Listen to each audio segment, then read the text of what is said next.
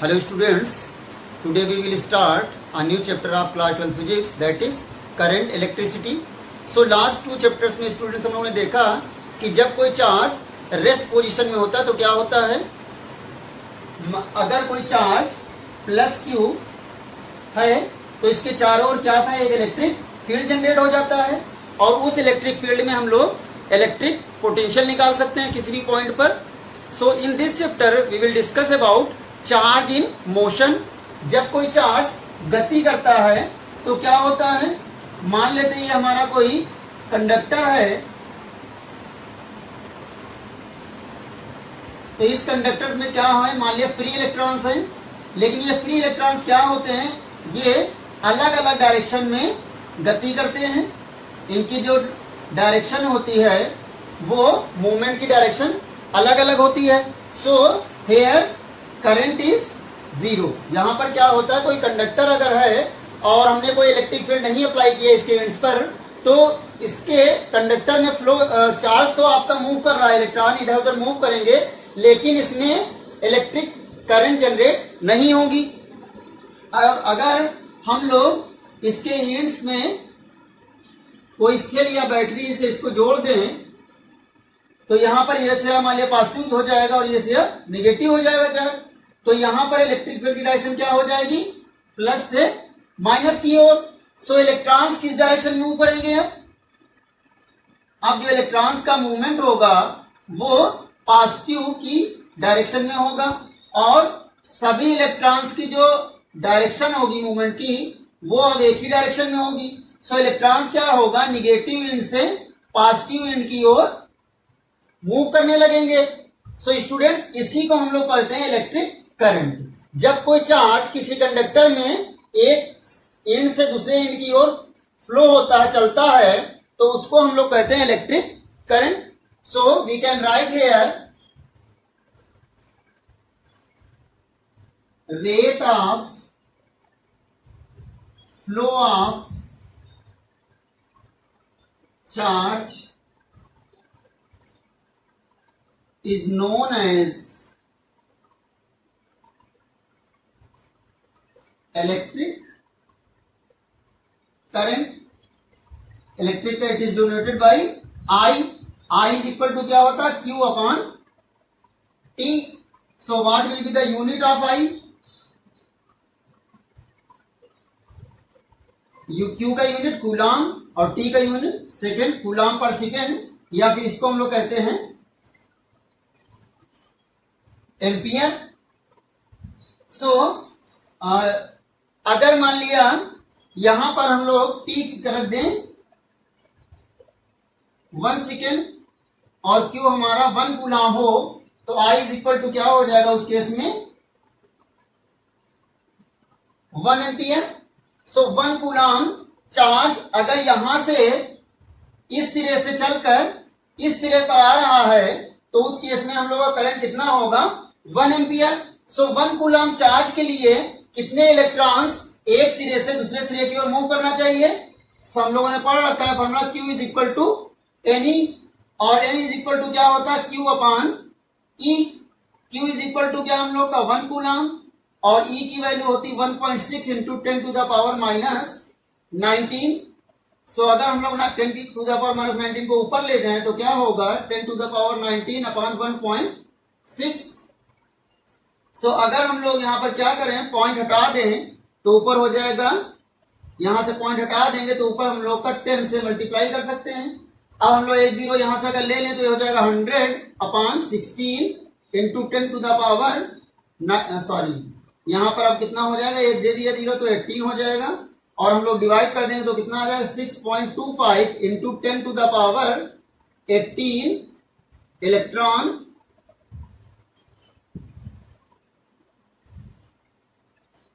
सो यहां पर हम देख सकते हैं कि एक कूलाम चार्ज एक एंड से दूसरे एंड पर फ्लो होने के लिए यहां से यहां का एक कूलाम का चार्ज इसमें फ्लो करने के लिए कितने इलेक्ट्रॉन्स एक सिरे से दूसरे सिरे तक जाएंगे, 6.25 into 10 to the power 18 electrons जाएंगे. सो 1 एम्पियर को हम लिख सकते हैं 1 एम्पियर करंट के लिए कितने इलेक्ट्रॉन्स एक सिरे से दूसरे सिरे की ओर जाएंगे, 6.25 into 10 to the power 18 electron पर सेकेंड। सो प्लीज आप लोग इतना नोट करें। So now students we will discuss about Ohm's law. So Ohm's के अकॉर्डिंग अगर कोई कंडक्टर है हमारे पास और इसको हम किसी बैटरी से कनेक्ट करा दें, जिससे इसके इंड्स के बीच का जो पोटेंशियल डिफरेंस है मान लिया V है और इसमें I एम्पियर की करंट फ्लो हो रही है, तो ओम्स के अकॉर्डिंग जो इसके इंड्स के बीच का पोटेंशियल डिफरेंस V होगा that will be directly proportional to I. So we can write here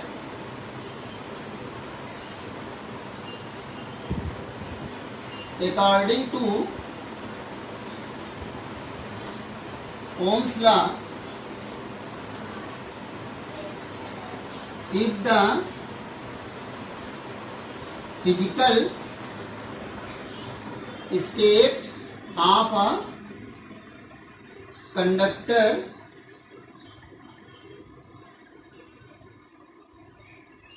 remains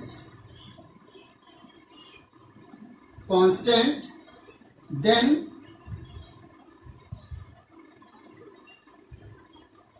potential difference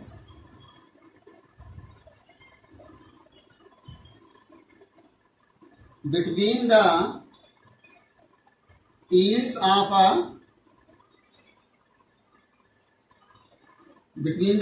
conductor is directly proportional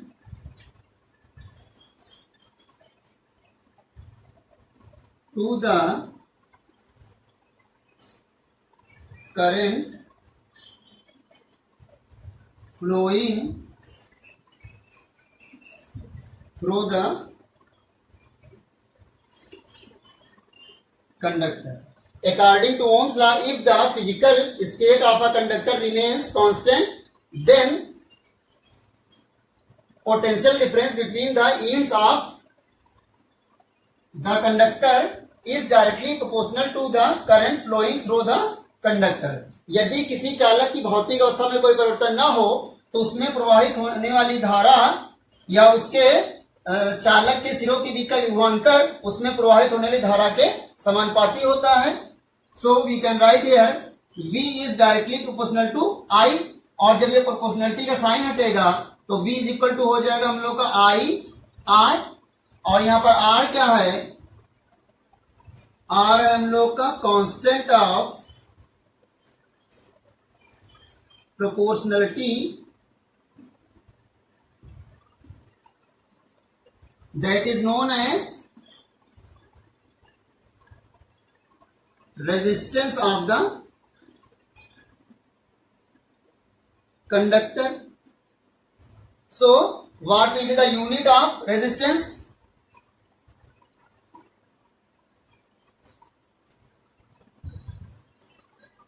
इसका यूनिट होता है ओम, और इसको हम लोग इस सिंबल से रिप्रेजेंट कराते हैं। So what is resistance? Resistance क्या होता है, किसी भी जो सब्सटेंस कोई भी होगा उसकी एक प्रॉपर्टी होती है जिसकी वजह से वो करंट के फ्लो का अपोज करता है, करंट के फ्लोस के को अपोज करता है या करंट को रोकता है, that is known as resistance. So कि अगर किसी कंडक्टर का रेजिस्टेंस ज्यादा होगा तो उसमें करंट आसानी से फ्लो नहीं होगी। सो यहां पर हम लोग R जो होता है आपका R इज इक्वल टू क्या हो जाएगा, V अपॉन I। तो R की जो वैल्यू होती है दैट डिपेंड्स, वो डिपेंड करती है कि जो आपका कंडक्टर है उसका वो किस मटेरियल का बना हुआ है और उस कंडक्टर की डायमेंशंस क्या होती है, इन दो बातों पे डिपेंड करता है। सो R depends on material of the substance, material of the conductor कह सकते हैं, as well as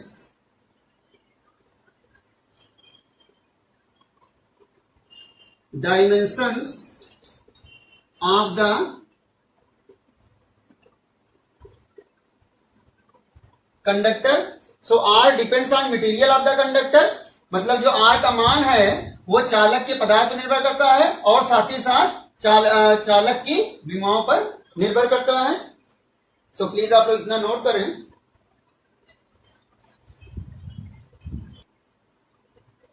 so students, मान लेते हैं हमारे पास कोई स्लैब है, कंडक्टर है कोई हमारा स्लैब के फॉर्म में. Let a conductor is in the form of slab whose length is L and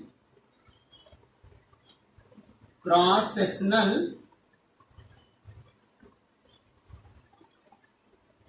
area is A.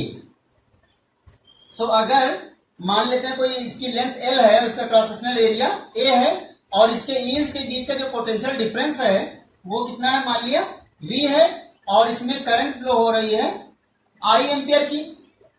So Ohm's law के अकॉर्डिंग क्या हो जाएगा, R इज इक्वल टू क्या हो जाएगा, V अपॉन I.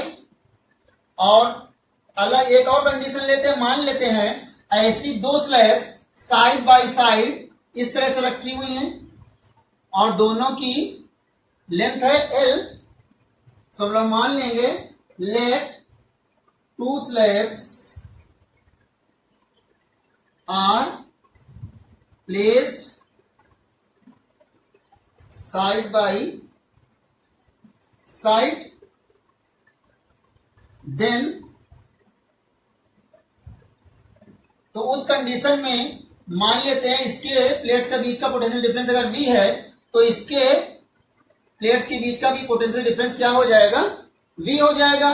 तो इस केस में जो आपका पोटेंशियल डिफरेंस हो जाएगा between the ends of the combination, मान लिया अगर ये इंड्स A है और ये इंड्स B है तो यहां पर potential difference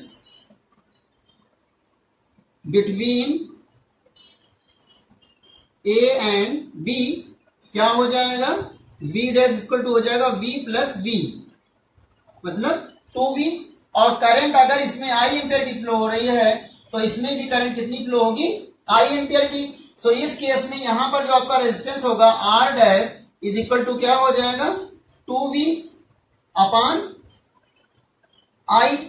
so 2V upon I की जगह हम लोग क्या लिख सकते हैं, R. सो यहां पर क्या हो गया, R डैश इक्वल टू क्या हो गया, 2R. सो यहां पर देखा कि हम लोगों ने जब लेंथ डबल कर दी तो उस केस में रेजिस्टेंस क्या हो गया, डबल हो गया. यहां पर लंबाई कितनी है, टोटल लेंथ कितनी है, 2L, तो रेजिस्टेंस कितना है, 2R. So we can write here कि R is directly proportional to L.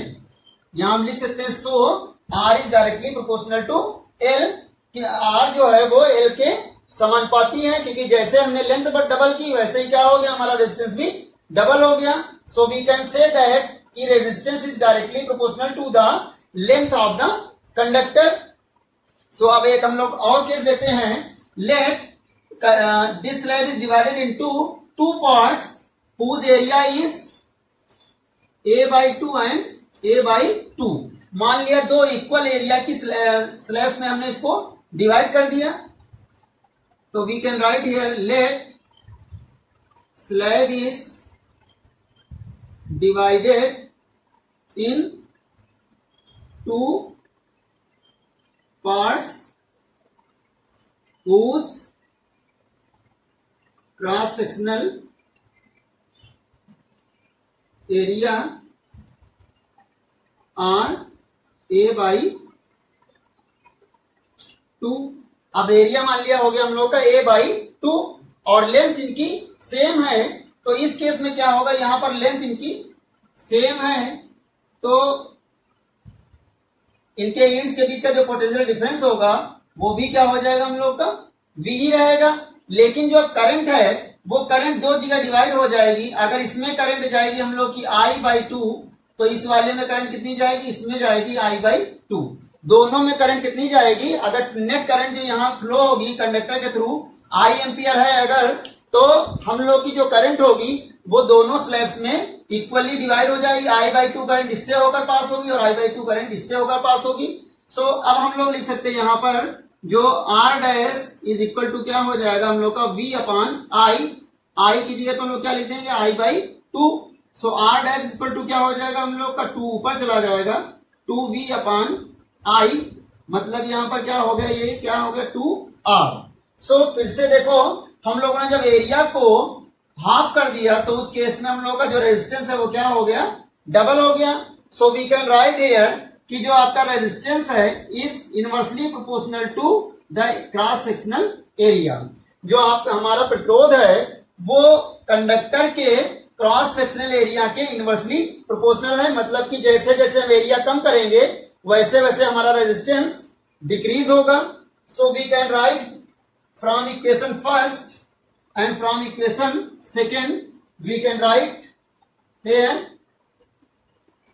from equation first and second R is directly proportional to L upon A। सो जब हम लोग यहाँ पर प्रोपोर्शनलिटी का साइन हटाएंगे तो हम लोग का एक कांस्टेंट आ जाएगा that is rho L upon A। So here rho क्या है हम लोग का, रो है constant of proportionality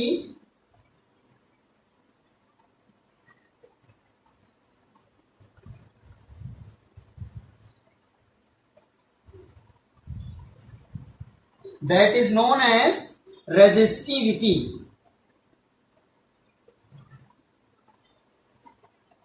resistivity of the conductor, चालक की प्रतिरोधकता है। सो जो रेजिस्टिविटी है that depends only on the material of the conductor. जो किसी भी कंडक्टर की जो रेजिस्टिविटी होगी वो सिर्फ उसके मटेरियल पे डिपेंड करती है। इसकी एक किसी भी कंडक्टर की हम कह सकते हैं कि resistivity is the property of any conductor. जो प्रतिरोधकता है वो किसी चालक का एक गुण होता है और it depends on the material of the conductor. So we can write here rho depends on the material of the conductor। Resistivity केवल चालक के पदार्थ पर निर्भर करती है। सो प्लीज आप लोग इतना नोट करें। सो स्टूडेंट्स हमारा फार्मूला क्या है, R is equal to rho L upon A। सो यहां से हम लोग रो अगर निकालना चाहें तो क्या हो जाएगा, rho is equal to R A upon L। So what will be the unit of rho, that will be ohm metre. So जो R का रेजिस्टिविटी का यूनिट होगा that will be ohm metre. और अगर हम लोग अब ओम्स लॉ यहां पर लगाएं V is equal to IR। So V is equal to क्या हो जाएगा I, और R की जगह पे हम लोग क्या वैल्यू रख सकते हैं, rho L upon A। So ये students I upon A current per unit area, और एरिया जो होना चाहिए आपका normal to the direction of current is known as current density.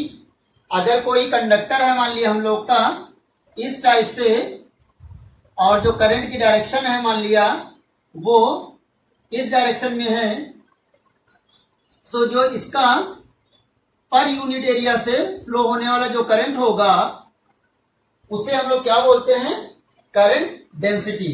प्रति एकांक क्षेत्रफल से गुजरने वाली धारा को धारा घनत्व कहते हैं। लेकिन जो आपका एरिया होना चाहिए वो करंट के नॉर्मल होना चाहिए। ये आपका मान लिया कोई क्रॉस सेक्शनल एरिया है ए और इससे फ्लो होने वाली करंट की डायरेक्शन क्या है, आई है। सो देखो ये तुम्हारा एरिया जो होगा इसका है क्रॉस सेक्शनल एरिया आई के नॉर्मल होगा। सो यहां पर हम लोग आई अपान ए को क्या लिख सकते हैं, जे। जे इज इक्वल टू होता है हम लोग का आई अपान ए। सो जे इज वेक्टर क्वांटिटी। सो यहां पर हम लोग क्या लिख सकते हैं, अगर आई अपान ए को और दूसरी चीज v अपान एल जो हम लोग का होता है वो किसके इक्वल होता है, that is equal to E, electric field के। सो हम लोग के यहाँ पर दो फार्मूले यूज हम लोग में लेंगे। सो यहां पर हम लोग क्या करते हैं, v के नीचे क्या करते हैं हम लोग, v अपान एल और यहां पर आई अपान ए और रो। सो v अपान एल की जगह पे क्या हो जाएगा, e और आई अपान ए। आई अपान ए हो जाएगा जे के इक्वल और ये हो जाएगा हम लोग का रो। सो स्टूडेंट्स अब हम लोग एक चेंज और यहां पर करेंगे, that is sigma. Sigma is conductivity of the conductor और इट इज इक्वल टू 1 अपान रो। सो अगर हम लोग यहां पर रो को ई के नीचे ले आए तो उस केस में क्या हो जाएगा, ई अपान रो इज इक्वल टू जे हो जाएगा और जे इज इक्वल टू क्या हो जाएगा, 1 अपान रो की जगह हम लोग क्या लिख लेंगे, सिग्मा और ये हो जाएगा हम लोग का E. So J is equal to sigma E. Electric field भी कैसी आपकी वेक्टर क्वांटिटी है और जे भी वेक्टर क्वांटिटी है। सो जे इज इक्वल टू क्या हो जाएगा हम लोग का सिग्मा ई। सो हम लोग यहां पर डिफिनेशन लिख सकते हैं कंडक्टिविटी की,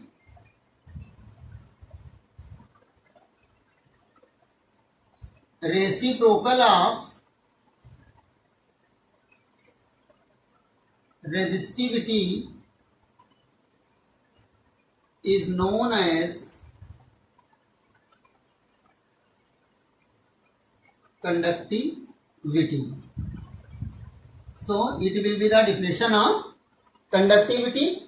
अब हम लोग देखते हैं कि J का और कंडक्टिविटी का यूनिट क्या होगा। So unit of J current density का यूनिट क्या हो जाएगा हम लोग का, जे इज इक्वल टू क्या है हम लोग का, आई अपान ए। आई का यूनिट क्या होगा, एम्पियर और इसका हो जाएगा मीटर स्क्वायर। सो जे का यूनिट हो जाएगा हम लोग का एम्पियर पर metre square and what will be the unit of sigma, conductivity का यूनिट। सो कंडक्टिविटी का देखो हम लोग यहां से पहले तो निकाल सकते हैं, rho is equal to R upon R, A upon A, unit of R क्या है, ओम मीटर। सो इसका यूनिट इसका जस्ट अपोजिट हो जाएगा, ओम की पावर -1 और मीटर की power -1। This will be the unit of conductivity. So please आप लोग इतना नोट करें।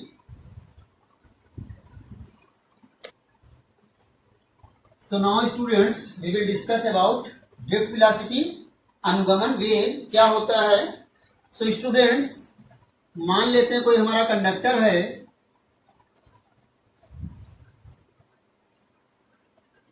सो कंडक्टर में क्या होते हैं, free electrons.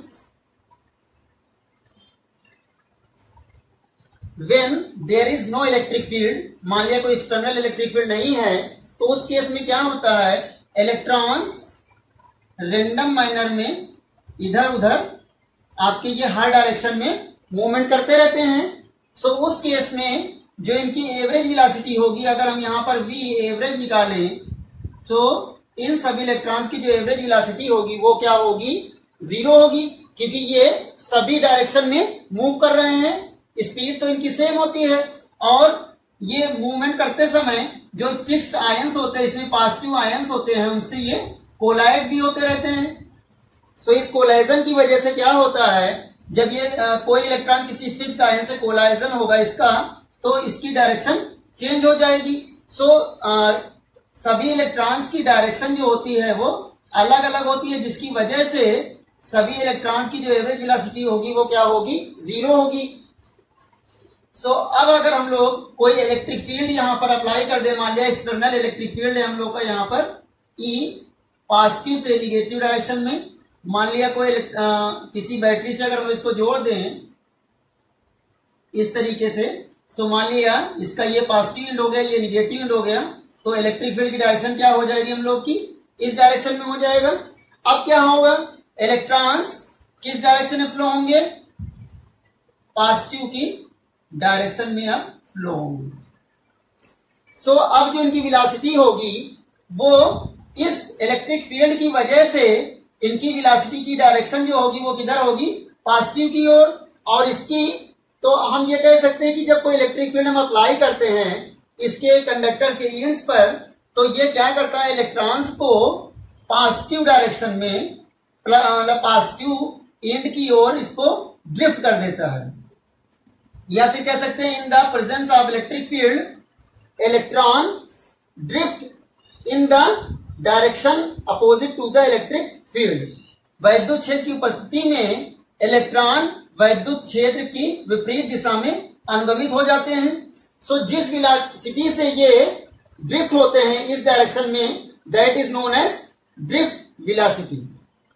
So we can write here average velocity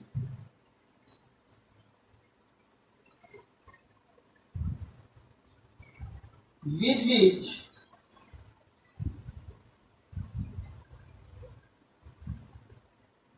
electrons drift in the opposite direction of electric field, या फिर लिख सकते हैं towards positive and is known as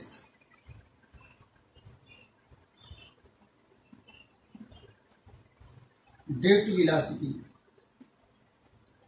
वह औसत वेग जिससे इलेक्ट्रॉन वैद्युत क्षेत्र की विपरीत दिशा में या धन सिरे की ओर अनुगमित होते हैं उसे अनुगमन वेग कहते हैं। सो मान लेते हैं कि इस कंडक्टर का अगर क्रॉस सेक्शनल एरिया ए हो, let A is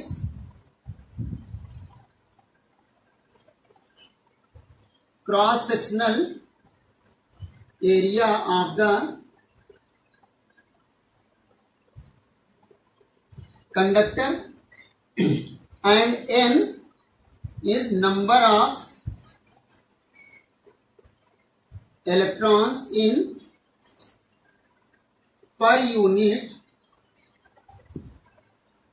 volume. So n is equal to क्या हो जाएगा, n अपान v। n क्या है, नंबर ऑफ इलेक्ट्रॉन्स। अगर यहां पर n हम लोग मान लें टोटल नंबर ऑफ इलेक्ट्रॉन्स है, नंबर ऑफ इलेक्ट्रॉन्स हैं, तो n इज इक्वल टू क्या हो जाएगा, एन वी। और n इज इक्वल टू हम लोग लिख सकते हैं n इंटू वी। और v हमारा यहाँ पर क्या है, वॉल्यूम है, तो वॉल्यूम को हम लोग लिख सकते हैं a और साथ में वी डी। यहाँ पर वी डी क्या हो जाएगा हम लोग का, n is equal to n A we d हो जाएगा। और यहाँ पर जो वी डी है हम लोग का, वी डी है हम लोग का ड्रिफ्ट वेलोसिटी। सो यहां इसके निगेटिव एंड से पॉजिटिव एंड की ओर एक सेकेंड में जाने वाले जो इलेक्ट्रॉन्स होंगे वो कितने हो जाएंगे, एन ए वी डी। इसको हम कह सकते हैं कि number of electrons passing through cross sectional area in 1 second. So इतने इलेक्ट्रॉन्स 1 सेकेंड में निगेटिव एंड से पॉजिटिव एंड की ओर मूव करेंगे।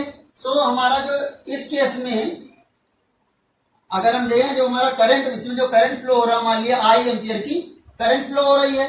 सो आई इज इक्वल टू क्या होता है, क्यू अपॉन टी। और अगर यहां पर हम लोग टी इज इक्वल टू कितना रख दें, 1 सेकेंड रख दें, तो उस केस में आई इज इक्वल टू किसके हो जाएगा, क्यू हो जाएगा। और क्यू इज इक्वल टू किसके होता है, एन ई। सो 1 सेकेंड में जो इलेक्ट्रॉन्स क्रॉस सेक्शनल एरिया इस एंड से इस एंड की ओर आ रहे हैं वो कितने हम लोग के एन ए वी डी। सो यहां पर एन की जगह पर हम लोग क्या ले सकते हैं, एन ए वी डी। और आपका चार्ज कितना, एक इलेक्ट्रॉन का चार्ज कितना होता है, ई। सो ई से मल्टीप्लाई करा देंगे तो इतना चार्ज हम लोगों का 1 सेकेंड में इस एंड से इस एंड की ओर आया है। तो इसी को हम लोग क्या कहेंगे, electric current. So I is equal to क्या हो जाएगा हम लोग का, N E A we D. So that is relation between electric current and drift velocity. वैद्युत धारा और अनुगमन वेग के बीच में ये संबंध आ गया। सो इसको हम लोग फिर से समझ लेते हैं। मान लेते हैं हमारा कोई कंडक्टर है जिसका क्रॉस सेक्शनल एरिया क्या है, ए है, और इसमें टोटल नंबर ऑफ इलेक्ट्रॉन्स कितने हैं, कैपिटल एन है। सो जब कोई इलेक्ट्रिक फील्ड नहीं होगा उस केस में इसका जो एवरेज वेलोसिटी होगा सभी इलेक्ट्रॉन्स का वो क्या होगा, 0 होगा। और जब हम इसके एंड्स के पास कोई इलेक्ट्रिक फील्ड अप्लाई करेंगे तो इलेक्ट्रॉन्स क्या होंगे, निगेटिव एंड से पॉजिटिव एंड की ओर चलने लगे, मूव करेंगे। सो जिस वेलोसिटी से ये ड्रिफ्ट होते हैं उस वेलोसिटी को हम लोग क्या बोलते हैं, ड्रिफ्ट वेलोसिटी। सो हम कह सकते हैं average velocity with which electrons drift in the opposite direction of electric field, वह औसत वेग जिससे इलेक्ट्रॉन वैद्युत क्षेत्र की विपरीत दिशा में अनुगमित होते हैं उसे हम अनुगमन वेग कहते हैं। सो यहां पर मान लेते हैं कि ए इसका है cross sectional area of the conductor, चालक का, के अनुप्रस्थ परिच्छेद का क्षेत्रफल, और एन है number of electron in per unit volume, प्रति एकांक आयतन में इलेक्ट्रॉनों की संख्या। So n is equal to क्या हो जाएगा, n upon V. N is equal to क्या हो जाएगा, एन वी। सो यहाँ पर एन और वी वॉल्यूम है तो वॉल्यूम को लोग क्या लिख सकते हैं, एरिया इंटू वी डी। अब वी डी यहाँ पर क्या है, ड्रिफ्ट वेलोसिटी है। सो हम लोग यहाँ पर वी डी को एज अ डिस्टेंस के रूप में ले रहे हैं, लेकिन वेलोसिटी को डिस्टेंस के रूप में तब ले सकते हैं जब हम लोग टाइम कितना ले, 1 second. Distance covered in 1 second is known as speed, या displacement in 1 second is known as velocity. So यहां पर हम कह सकते हैं number of electrons passing through cross sectional area in 1 second. 1 second में इसके क्रॉस सेक्शनल एरिया से पास होने वाले जो इलेक्ट्रॉन्स हैं इधर से इधर जाएंगे जो, वो कितने हो जाएंगे, N A we D. So हम लोगों ने फॉर्मूला पढ़ा I is equal to Q upon T, और अगर टी 1 सेकेंड हो जाए तो उस केस में आई किसके इक्वल हो जाएगा, क्यू के इक्वल हो जाएगा, और क्यू किसके इक्वल होगा, एन ई के। सो 1 सेकेंड में जो पास होने वाले इलेक्ट्रॉन है क्रॉस सेक्शनल एरिया से वो कितने हम लोग के, N A we D. So यहाँ पर क्या हो जाएगा, N A we D into E. So I is equal to क्या हो जाएगा, N E A we D. So please आप लोग इतना नोट करें। So now students we will discuss about drift of electrons and origin of resistivity. So इसमें भी हम लोग मान लेते हैं कि अगर कोई हमारा कंडक्टर है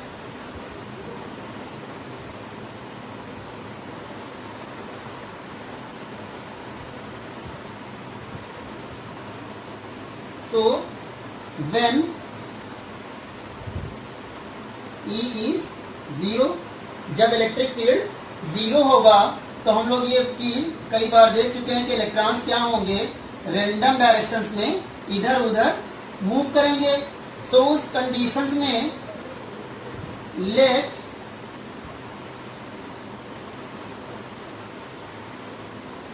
वेलोसिटी ऑफ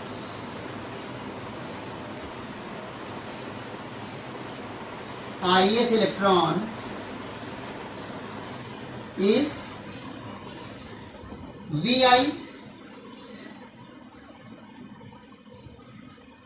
सो मान लेते हैं कोई हमारा ith इलेक्ट्रॉन है और उसकी वेलोसिटी कितनी है, मान लिया vi है। सो ऐसे जो सभी इलेक्ट्रॉन्स हैं उन सबका जो हम लोग अगर यहाँ ये निकालें sigma vi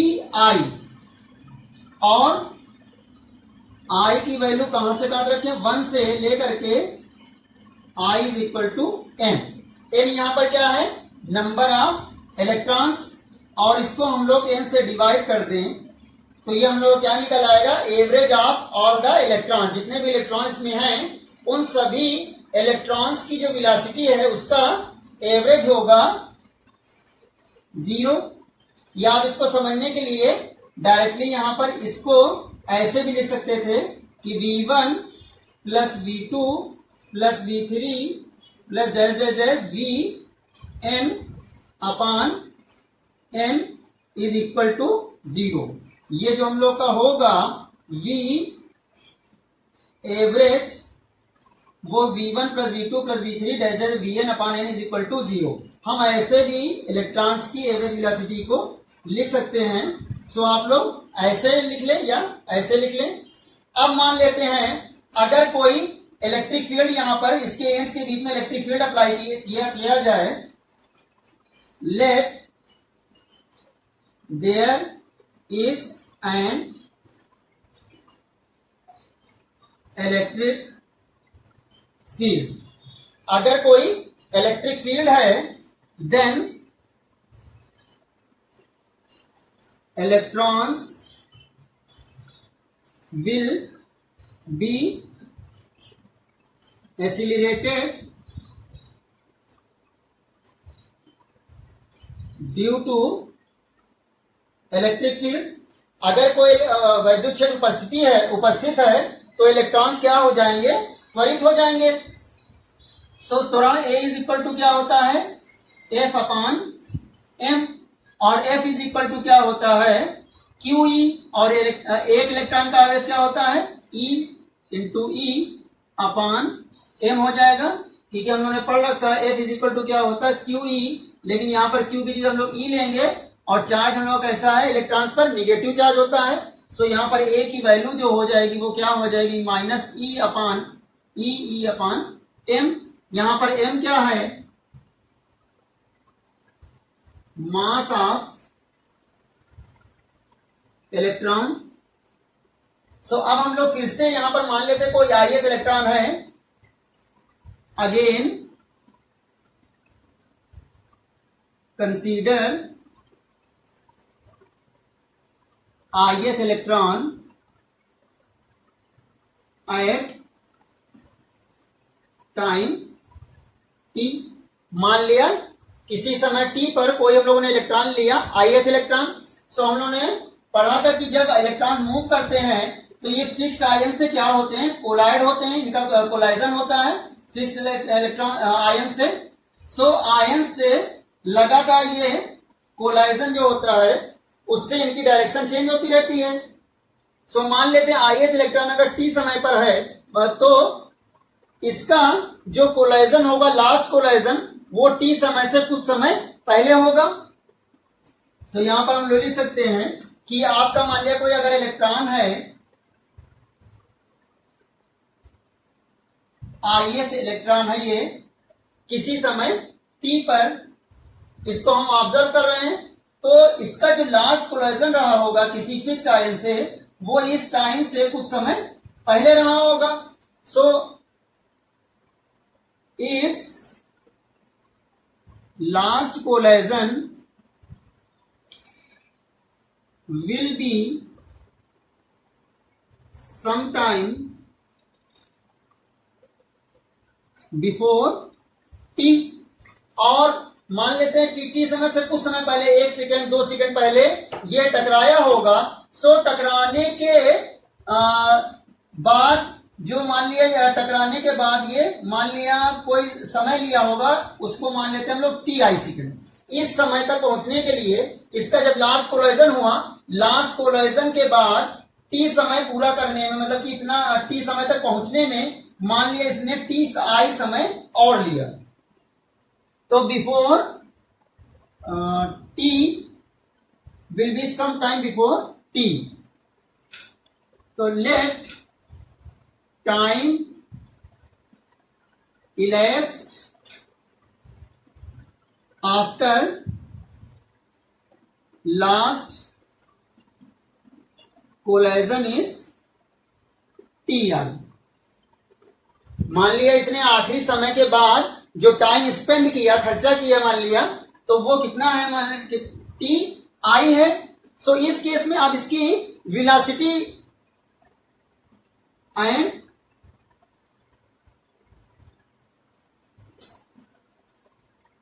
it's velocity after last collision is V I dash मान लें हम लोग. तो ये जो वी आई डैश होगी वेलोसिटी, ये कितनी हो जाएगी, पहले इसकी वेलोसिटी कितनी थी, वी आई थी. अब जब उन्होंने इलेक्ट्रिक फील्ड अप्लाई कर दिया तो कोलिजन के बाद इसकी जो वेलोसिटी है वी डैश आई जो होगी वी आई प्लस जितना इसका एक्सेलरेशन ए और इसका जो टाइम लिया हम लोगों ने कितना टी आई. इतने समय तक ये टाइम इसने टी समय से पहले जो इसका लास्ट कोलिजन हुआ है, लास्ट कोलिजन और ये मान लिया टी समय है, इसके बीच का जो समय है वो हम लोग ले रहे हैं कितना टी आई. सो जो लास्ट कोलिजन से लेकर के टी समय के बीच का जो टाइम इंटरवल है वो कितना है हम लोग का टी आई है. सो इस टाइम इंटरवल में इसकी वेलोसिटी जो इंक्रीज होगी, हम लोगों ने पढ़ा है a इज इक्वल टू क्या होता है, delta v upon delta t होता है. तो डेल्टा v यहां पर क्या हो जाएगा, a इंटू डेल्टा t, मतलब इसके बीच का टाइम इंटरवल. सो यहां पर वेलोसिटी तो हमने लिया है जो आपके चेंज होगा वी आई डैश लिया है मान लिया, और a एक्सेलरेशन है, और डेल्टा t को हम लोगों ने क्या लिया टी आई. सो इसकी वेलोसिटी कितनी इंक्रीज हो जाएगी, a t i, इतनी वेलोसिटी इसकी अब इंक्रीज हो जाएगी. जो ith इलेक्ट्रॉन था हमारा, पहले उसकी वेलोसिटी कितनी ली थी हम लोगों ने वी आई, और अब इसकी वेलोसिटी कितनी हो जाएगी A T I. So V I dash is equal to क्या हो जाएगा, वी आई प्लस ए की वैल्यू रख देंगे, माइनस है तो यहां पर क्या हो जाएगा हम लोग का माइनस ई अपॉन एम और टी आई. तो ये हम लोग की हो जाएगी इसकी velocity.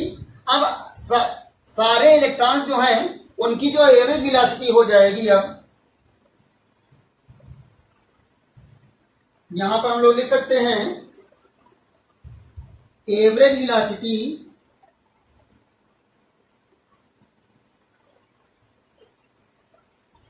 Of all the electrons sigma V I dash, ये किसके इक्वल हो जाएगा हम लोग का वीडी. जो सभी इलेक्ट्रॉन्स अब इलेक्ट्रिक फील्ड अप्लाई करने के बाद जो सभी इलेक्ट्रॉन्स की वेलोसिटी इंक्रीज हो जाएगी, और जितनी भी वेलोसिटी सभी इलेक्ट्रॉन्स की होगी उन सभी इलेक्ट्रॉन्स की वेलोसिटी का जो एवरेज होगा that will be known as drift velocity. हम लोग अनवन वेव की एक डिफिनेशन यहां से भी ले सकते हैं कि इन the presence of electric field the average velocity of all the electrons with which they move towards the positive end is known as drift velocity. So sigma vi is equal to क्या हो जाएगा हम लोग का vd हो जाएगा. यहां पर हम लोग लिख सकते हैं सिग्मा vi के लिए क्या हो जाएगा हम लोग का सिग्मा vi की जगह पे हम लोग यहां पर लिख सकते हैं vi minus E upon M into T I, और ये किसके इक्वल हो जाएगा वीडी के. सो प्लीज आप लोग इतना नोट करें, फिर हम लोग आगे क्या करते हैं. So students V D is equal to हम लोग क्या है sigma V I minus E upon M into T I. So यहां पर हम लिख सकते हैं sigma V I minus E upon M और sigma T I. So sigma V I की वैल्यू हम लोग पहले ही फाइंड कर चुके हैं, क्या आएगी 0 and minus E upon M और सिग्मा आई की वैल्यू हो जाएगी टाउ। सिग्मा टी आई यहाँ पर लिखेंगे T I. So sigma T आई क्या है यहाँ पर हम लिख सकते हैं, मान लिया सभी इलेक्ट्रॉन्स के जो टाइम इंटरवल है कोलाइजन का T1 plus T2 plus T3 और Tn अपॉन n। सो जो सभी इलेक्ट्रॉन्स के कोलाइजन का जो एवरेज होगा वो क्या कहलाएगा, tau T1 plus T2 Tn upon n। So what is tau? Tau is known as relaxation time। इसको हम लोग श्रांतिकाल बोलते हैं। सो यहां पर हम लिख सकते हैं average time of all the electrons between two successive collision is known as relaxation time। सभी इलेक्ट्रॉनों की लगातार दो टक्करों के बीच का जो औसत समय होता है उसे श्रांतिकाल कहते हैं। Average time of all the electrons between two successive collision is known as relaxation time. So यहां पर जो सिग्मा टी आई होगा वो किसके इक्वल हो जाएगा, टाउ के। So V D is equal to क्या हो जाएगा हम लोग का, V D is equal to हो जाएगा माइनस का ई अपॉन एम टाउ। अब हम लोगों ने अभी जो डेरिवेशन किया था आई इज इक्वल टू क्या था हम लोग को, उसमें N E A we D था। So I is equal to क्या हो जाएगा, अगर हम लोग यहाँ पर आई के नीचे यहाँ पर क्या ले आए, ए ले आए और एन ई और वी डी की जगह पर हम लोग लिख देंगे माइनस का, यहाँ पर वी डी का मॉड ले लेंगे हम लोग। सो माइनस हट जाएगा यहाँ पर, तो क्या हो जाएगा ई अपॉन एम टाउ। सो आई अपॉन ए हम लोगों ने किसके इक्वल पढ़ रखा है, जे के इक्वल। सो ये क्या हो जाएगा हम लोग का N E square E upon M tau. So अब हम लोग अगर इसकी कंपैरिजन करें on comparing it with J is equal to sigma E, अगर हम इस इक्वेशन की कंपैरिजन करें J is equal to sigma E से, तो यहां पर क्या हो जाएगा J और E से E कंपेयर हो जाएगा। सो सिग्मा किसके इक्वल आ जाएगा, sigma will be equal to N E square upon M tau. Sigma हम लोग का इसके इक्वल हो जाएगा।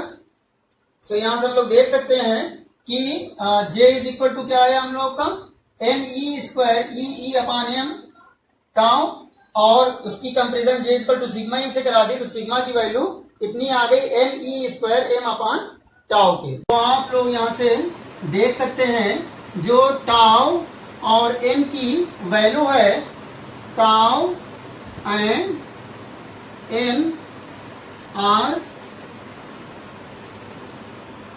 constant and independent of E। Tau और n जो है वे कांस्टेंट है। टाउ क्या हम लोग का रिलैक्सेशन टाइम और n क्या है number of electrons in per unit volume, और दोनों की वैल्यू जो है वो इलेक्ट्रिक फील्ड पर डिपेंड नहीं करती है।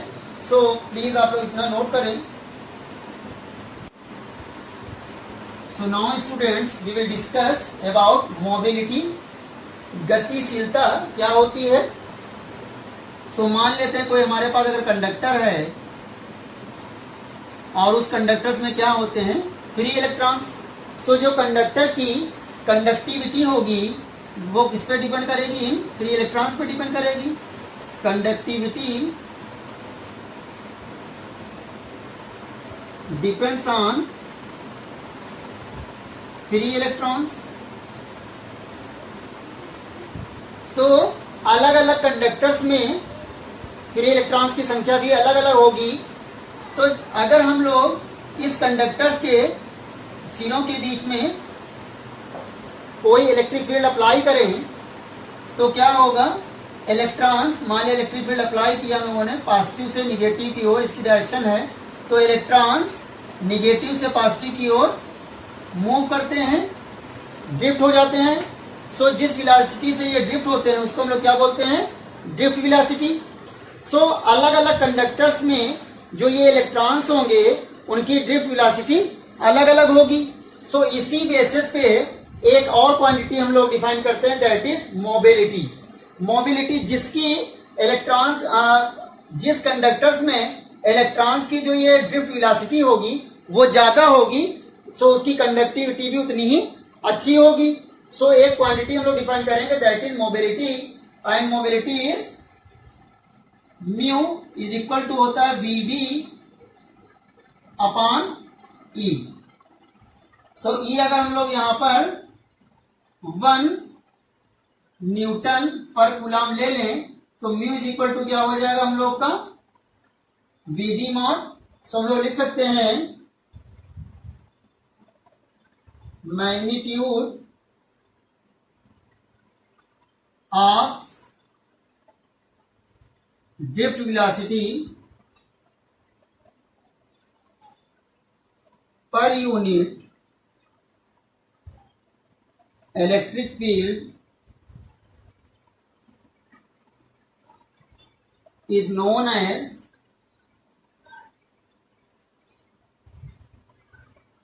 मोबिलिटी। प्रति एकांक वैद्युत क्षेत्र में अनुगमन वेग का परिमाण गतिशीलता कहलाता है। सो वीडी इज इक्वल टू किसके होता है, वीडी इज इक्वल टू होता है हम लोग का ए टाउ, और यहां पर ए इज इक्वल टू क्या हो जाएगा हम लोग का, एफ अपान एम हो जाएगा। और एफ की वैल्यू क्या थी हम लोग की, ई इंटू ई अपान एम, क्योंकि यहां पर हम लोग वीडी का मॉड ले रहे हैं इसलिए यहां पर जो निगेटिव साइन रहेगा वो खत्म हो जाएगा। सो वीडी का मॉड क्या हो जाएगा हम लोग का, ए की जगह पे ये माइनस होता है लेकिन यहां पर हो जाएगा हम लोग का E upon M tau. So mu is equal to यहां पर क्या होगा, V D mod upon E. So mu is equal to क्या हो जाएगा, वीडी की वैल्यू रख देंगे हम लोग ई अपान एम टाउ, और ई नीचे रहेगा हम लोग का। सो ई से ई कैंसिल हो जाएगा, तो मोबिलिटी जो हो जाएगी हम लोग की mu is equal to E tau upon M हो जाएगी। सो प्लीज आप लोग इतना नोट करें। सो स्टूडेंट्स, आज का लेक्चर हम लोग यहीं पे समाप्त करते हैं। मिलते हैं नेक्स्ट वीडियो में जिसमें हम लोग डिस्कस करेंगे about combination of resistance. So please आप लोग नेक्स्ट वीडियो के अपडेट के लिए चैनल को सब्सक्राइब जरूर कर लें। तब तक के लिए बाय बाय, थैंक यू।